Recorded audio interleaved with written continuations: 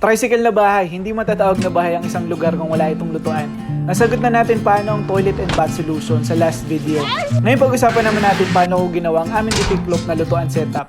Sa nakalipas ng taon, ang pangunahing paraan namin ng pagluluto ay through portable butane stove. Minsan naman ay sa gatong, pag-iihaw sa uling or nakatuhog sa kawayan. Kaya lang hindi sustainable. Maaksaya talaga yung butane eh. At masama rin sa kalusugan pag nagluluto gamit ang butane, lalo na't madalas. Hassle din naman kung magpapakulo ka lang ng tubig ay magagatong ka pa. Kaya naman, nung nag-renovate ako ng tricycle, sinamantala ko na din mag-upgrade ng lutuan setup. DIY lang ito ulit at wala akong pinagayahan na design. At ang idea, foldable na lutuan. Dahil pag nasa mobile tiny house ka nakatira, ay kailangan space efficient. Result type na din ng ating new lutuan setup para maging totoong fully functional mini house na si Magic Trike. 1, 2, 3. What's good, fam? So today pag-usapan natin ang aking DIY foldable na stove.